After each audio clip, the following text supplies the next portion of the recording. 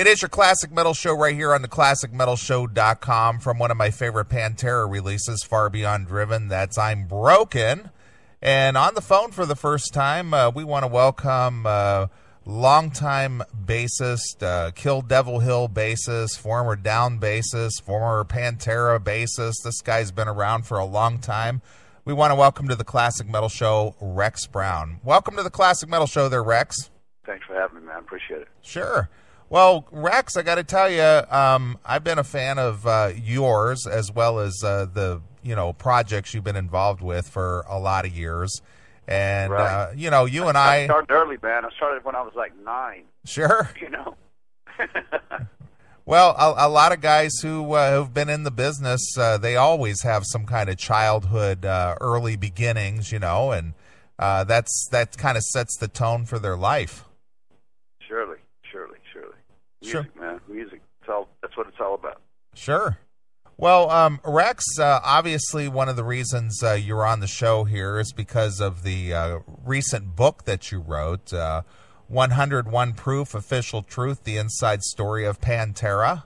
And, of course, as the least outspoken member of Pantera, what was it that made you decide to write a book that was so fully honest and exposed the inner workings of Pantera, Down, and, of course, your personal life?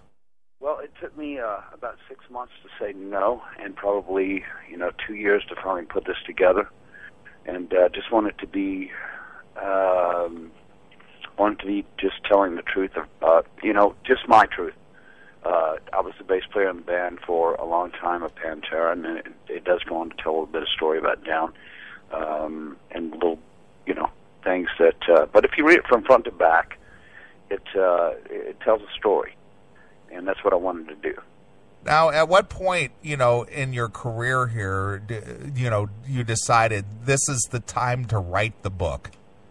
Is there really a good time? I don't think there is. I think that I wanted to get it out before I forgot all the good times and everything that went down, and wasn't so much of a break up of Pantera as a breakdown of Pantera as far as communication-wise. Sure, absolutely.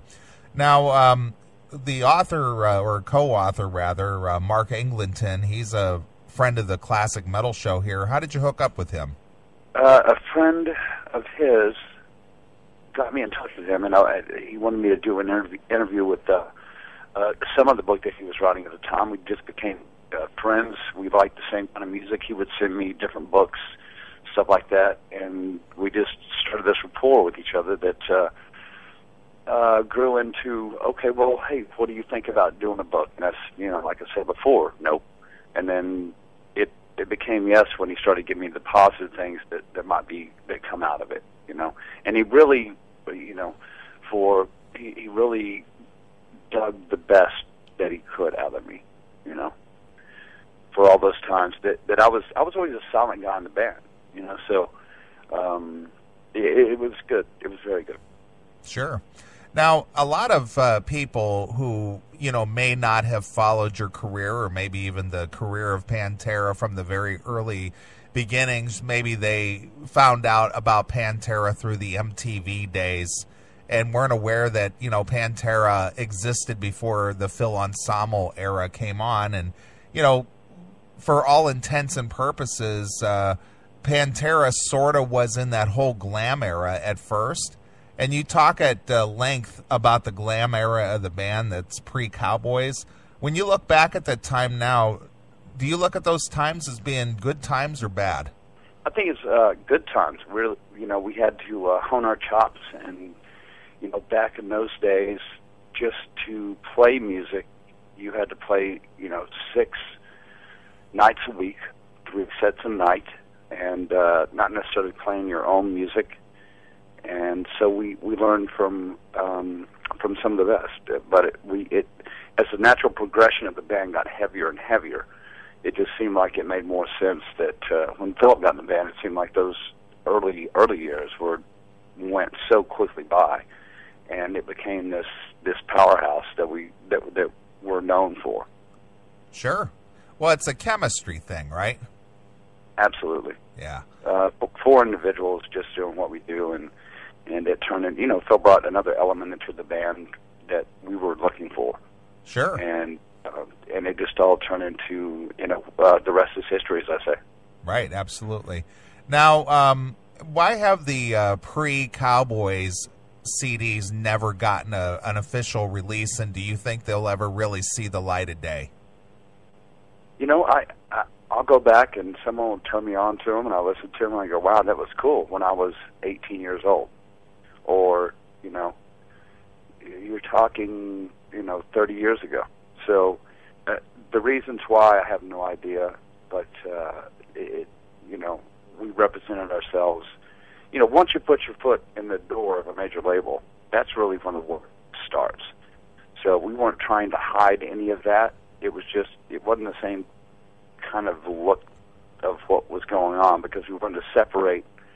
Just because we were heavy in the clubs and had to look that way doesn't mean that we, you know, that was when all the hair bands were getting, you know, kind of tossed off the market, so to say, so Sure. to speak. So, you know, we just didn't feel that it was appropriate at the time, because we were doing it different. You know, as the band grew more progressively, that it didn't seem like it was in flavor of the month to do that right off the bat. Right, right. Well, would you like to see them get a release at any time, or is that just something you don't really have any thought one way or the other about? Both. Both? Okay. The one thing that kind of stands out for the book for me is the amount of contributions you had from people like Dimebag girlfriend Rita, and the producer Terry Date, and former Pantera vocalist Terry Glaze, as well as, you know, many of the management people you dealt with. Were all these people open and willing to participate in the book? Oh, surely. Absolutely. It was, we kind of thought of that as an afterthought. You know, well, why don't we, okay, well, here's what we have for this. And there was always an index of what we wanted to go with. But like I'm saying, it took 2 years of time to put that all together. We said, well, let's interview these guys, and, you know, maybe they can collaborate or corroborate with me. Maybe I've missed a little bit of segment, being that long of a period of time, that they can get in the book and, you know, just share their feelings also. Sure. Was writing the book an enjoyable experience for you, or was it kind of a labor for you? I have to say both again. It's very cathartic. I'll put it that way. Okay. You know, you had those good days. You know, some days were diamonds, some were rocks. You know, the bad, you know, of course the tragedy of dying was very hard. But we tried to make the best of that one. And it's the best you can make it. But at the same time, yeah, man, you got to think of the good times in life, and there's the good, bad, the ugly in this book, and you know, there's no hard feelings on my part. Sure, you know, no religious anything. It just kind of tells my story is what it is. It's just my story. It's not the definitive book of what went out. I just happen to be the first one that got it out. Right, absolutely. Well, you know, over the years, you know, Pantera, you know, you guys got to know a lot of, you know, very well known bands in that genre, you know, through tours and whatnot. And, you know, there was a lot of talk that you and James Hetfield of Metallica were good friends. Was it difficult having a friendship during some of the later tours, like the Trendkill tour, when Phil was bashing Metallica most nights on stage? Well, there went a period of time where we were touring so much that I didn't really talk to James that much. Uh-huh. And then it came towards the end of, I would say, 2008, 2009, that James and I became friends again. Right. They're also busy now. I'm busy with a new band, so I don't get to talk to James as much. That's just the way the business rolls. Right. Absolutely. But James has been, yeah, he's been for me, you know. Right. On certain things, you know, and he's a great ambassador to rock and roll. Sure. Absolutely. Well, the thing about this book, Rex, is I mentioned this prior to the interview about, you know, your brutal honesty with the book. And you go into deep detail about the drug problems with both Pantera and Then and Down. With a band like Pantera and the guys like you and Phil that had such well-known drug problems, was the management or the support people, you know, there to try to help keep the element away from you guys, or what? Well, the other two guys, the Abbott brothers, never had a drug problem. Right. It was we, and also myself, I never had a drug problem until later on, after the tragedy and maybe a little bit before. But I go into detail of just saying that, it was part of the deal. So that's all I can say. It's been chronicled many times. So. Sure. Well, one of the things that you kind of specifically targeted was a place like Blabbermouth, and you felt that they disrespected you guys as people and treated you. I ain't saying a word. Not a word? Okay. Not a word. Not a word. All right. Well, is there any music news sites out there that you think are positive influence for you? Do you or do you even read music news sites, or you just don't pay attention to it at all? No, I mean I do. I mean, the some of the social, the networks that go around. Yes, I pay attention to. Of course, you'd have to be stupid not to if you play the game. Right. All I care about is getting the jamming, man. That's all there is to it. Right. And speaking of that, the new Kill Devil Hill record is coming out shortly. We're about 9 songs deep into it, and we need another. I mean, we have another 3 or 4 that are going to go on. We're trying to schedule, me getting over this little book jump, and also trying to get in the studio and schedule everything. But we're looking for late August, maybe early September. I wish it'd come out, next week. Sure. But just not happening right now. Right. We have to finish this thing up and make it the badass it is. And if you like the first one, this is going to blow your boots off. Excellent. Well, how's my friend Vinny anyway? I call him Apache. Yeah? Yeah, he's doing good, man. Yeah, Vinny and I are very good friends. Oh, okay, cool, man. Right on. I'll tell him you said hi. Well, he's been on the show many times, and I've hung with him on numerous occasions, so he's a very cool guy, and I really enjoy having him on the show as well. I've been blessed 3 times with just great drummers, and as a bass player, there's nothing in the world that you could possibly ask for more, and I'm playing with the baddest mofo in the world. Right. And, yeah, man, me and Vin get along great. We're old friends of years, like you are. Sure, absolutely. He's good. Yeah, everything's going well, man. He's good people. Absolutely. Well, getting back to the book here, Rex, I just have a couple more quick ones for you. Sure. I know you mentioned the death of Dimebag, and not to dwell on a bad subject here, but specifically, that's not what the book's all about. Yeah. And, I wish the reader would go ahead and just read it, because it says it all right there, and let's leave it at that. How about that? Okay. Let's talk about the good times that we have with Dimebag. Let's talk about all the the crazy shenanigans he had. All the those 22 hours of the day where we just had to make everything killer. And make it positive. That's the way I like to remember Dime. Right. This book is not about him or the tragedy of it. It's more getting through the tragedy of it. So if that answers your question, there you have it. If not, we're okay too. Okay. All right. Well, speaking of good times, the entertainment that you 4 guys brought to a lot of fans, including myself.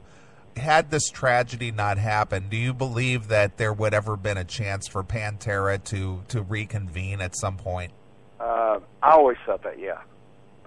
But then you can never tell, with something as tragic as that happens to you in life. But my understanding was yes, toward the end of his life that we had that conversation, and yes. Sure. Well, what would you say, and I know this is very difficult for a lot boy, here we go. musicians, but if you could pick one of the Pantera releases, which one's your favorite? Well, Vulgar Display of Power, for sure. Just the pure magic and the energy of it and the timing of it and the luck that we have with that record was just amazing. Also, I can't pick just one because they're all precious to me in one frame or another. So that's, that it boils down to it, man. I had a hell of a ride, dude, and I was blessed with, 4 great guys, and my book just tells my truth from where I was sitting, and that's all that I can say. Right. Well, that kind of that's a perfect lead into my next question here. Looking back over your life and your career, if you could do it all over again, what would you change if you could change anything? That Dime would still be on this planet with us, and we could have seen what might have happened. Well, excellent, Rex. Well, Rex, we kind of touched on some touchy subjects, but the new book here is called 101 Proof, Official Truth, The Inside Story of Pantera, which I recommend you go pick it up. It's a great read. You won't be able to put it down until you get to the last page at the back cover. And, I commend you for being, as heartfelt and as honest as you were in this book. Well, thank you very much. I appreciate it, man. All right. Well, go pick up that book today and go read it for yourself. It's a great read. And it ain't bad. I'll put it that way. Well, it's right on the top of my list as far as rock and roll biographies or tell-all books are concerned. I'll put it right up there, and I don't know if you ever read this book, Rex, but Chuck Negron, Three Dog Nightmare. Oh, yeah, dude, a long while ago, and that's weird you brought that up. That's crazy. Yeah, but it's not that his book. That's a lot crazier than mine. So, thank you. I guess it's been. I'd have to go back and revisit that. It's an excellent book, and I put your book right up next to it. Thanks a lot, bud. I sure appreciate it. All right, Rex, is there anything else you want to talk about that I haven't touched on or covered here? Time to get back in the studio, man, and get the rock and roll keeping on kicking, and, all the fans out there, check out the book if you like, reading books like that. It's cool. I think you'll dig it. If not, check out the new Kill Level Hill, for sure. Excellent. Well, Rex, I'm going to ask you our traditional classic metal show question. We've been asking this for 8 years to every guest we've had on the show, and we've had over 300 answers at least. And since you're a bassist, you'll definitely appreciate this question.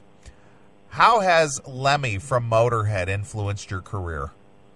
Oh, well, put it this way. When I first heard Ace of Spades, the track and the record, it changed my whole outlook on what I was doing at the time and what came to be. I still go see Motorhead to this day, and every show I see, they I don't know how they just keep getting better and better, and I'm not just saying that but I'm Motorhead, yeah. Okay. Yeah, I don't know how to explain it, man. I'm a Motorhead fan. Sure, absolutely. All right, Rex, well, we really appreciate you taking the time to speak to us here on the Classic Metal Show, and it's a tradition. We always let our artists pick a closing song. It can be from any one of your projects or any other song if you like, and maybe tell us a quick story about it. Let's do, okay, let's take War Machine off the first song of Kill Level Hill. One of the songs, that Vinny Appice first gave me was a song called War Machine, and I said, send it to me. If you don't mind, just don't put any bass on it, and let me see what I can do with it. And I had just gotten a new bass in, and this song on the tape. I had this guy that lived next door to me, and he had he's got a beautiful studio, and went in, played the song, and sent it to them, but it was straight off the cuff, just straight off what I was doing. And apparently they liked me, and I joined the band. They invited me to come down and jam, and the rest is going to be history, I guarantee. So, but any of those old Pantera songs, the music and vitality that we had back in those days when we were youngsters were just extra special to me also. So you can never forget your roots. I'll put it that way. Absolutely.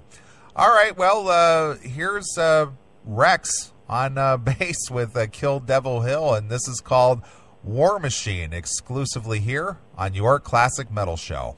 Turn it up.